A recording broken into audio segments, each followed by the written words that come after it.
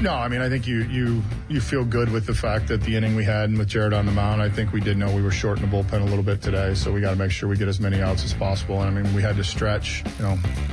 Holderman doesn't pitch 2 innings. And then the fact of what happened in the 8th, we had to bring him in. He did a good job getting out of it, and we couldn't finish it. No, I mean, I just didn't command the ball. I mean, very simply, he threw the first 2 strikes to Lamont, and then after that, just lost control of the zone. Wasn't there a Lamont Wade that was a Whitfield football player? Yeah, from Clareton, went to Penn State. That's right. Corner.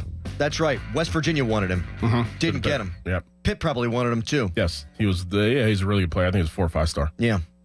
I couldn't remember, and I didn't Google it, but Lamont Wade was in the lineup, and I thought, is this? It can't be the same guy. No, it's not. Could have been the same guy. Was not the same guy. So there's Derek Shelton talking about first the bullpen and then a bullpen arm in Aroldis Chapman and saying Aroldis he couldn't locate. And we've seen that from Chapman. At $10.5 million, when he knows where the fastball is going, you can't hit him because he throws really hard and he's got a wipeout slider and he comes from the left side and he's an intimidating force. When he doesn't have fastball command, he's not the same guy. We've seen that from Skeens in 2 starts. When Skeens couldn't dot the fastball in the first game against the Cubs, he goes 4+, gives up 3 earned. When he could dot the fastball, 11 strikeouts, no hits, and a walk. Fastball command, very important. Aroldis didn't have it last night. He walks 3 guys, loads the bases with a 2-run lead. It's unforgivable, and it's absolutely maddening, and I'm not going to blame Derek Shelton for his bullpen management last night. I know some have on social media. You're going to go with Chapman because that's the way your bullpen is designed. You did not have David Bednar available, which we'll get to in a moment. So if Bednar's not available, your 2 best guys, you think, Chapman and Holderman. Chapman has to face 3 batters. That's the rule. And so it's not like after he walks the first guy or the second guy, you could even have pulled Chapman. No, he's got to face 3 guys. And immediately after those 3 guys, he pulled him, Shelton did, for Holderman. Mm-hmm. So I don't really have a problem with the bullpen usage. What I have a problem with is it all comes back to Rowdy Tellez, Dorin. When they called up G1 Bay, they sent Ryder Ryan down to AAA. They are pitching right now with a shortened bullpen. They have 1 less bullpen arm than you would like to have so that you can carry that lardo on your freaking roster. No offense. Sorry. Wait, so how does that have to do with last night? Because then you have David Bednar, who's unavailable for seemingly, in my opinion, no reason. Okay, yeah. That's the next question. Right? So what you wind up doing to yourself here, because you've got Rowdy Tellez, who's useless. He's useless when he plays. He's useless because now they haven't played him. You keep him around.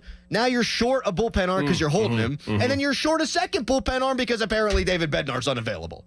So I blame Ben Cherington for this more than anybody else, because you're continuing to hold on to Rowdy Tellez at the expense of your bullpen. And then I don't know that it's necessarily a Derek Shelton decision to not have Bednar available.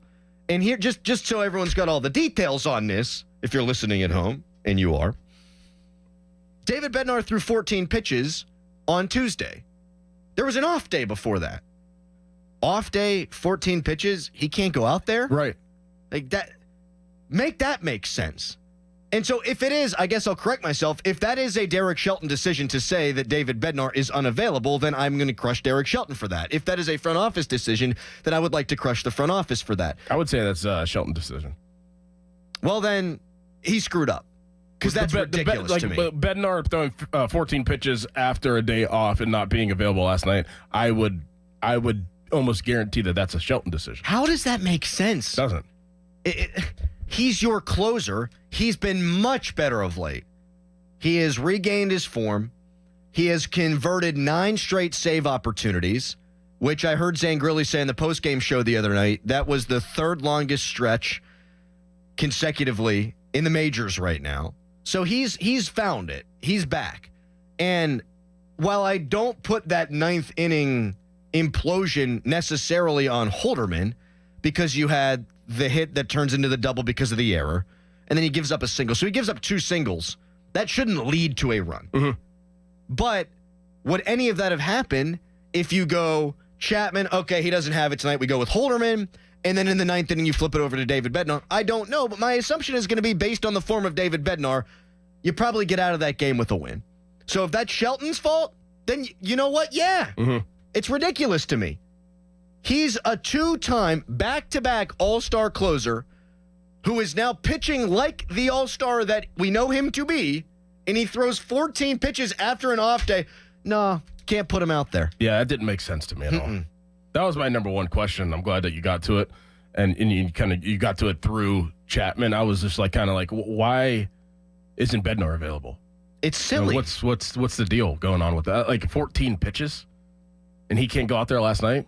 Something's not adding up. No, I hope he's not hurt. Right. At least there would be an explanation there. Like, yeah. I mean, because you start pulling these things about, and you wonder the why.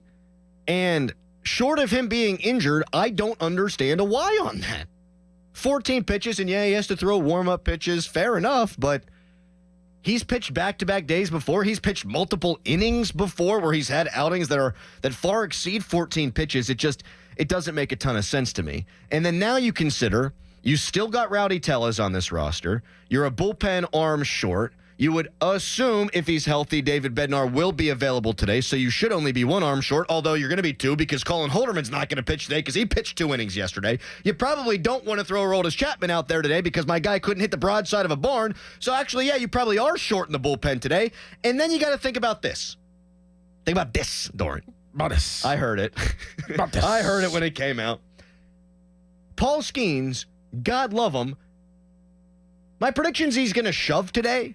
Because that should be the prediction for Paul Skeens every day. Because he's a unicorn and he's special. And he's now, I don't know if you saw this, the number 1 prospect in all of baseball. Which I have an aside on that in a second. He's not going to go more probably than 6 innings. So your bullpen's going to be tasked with something today.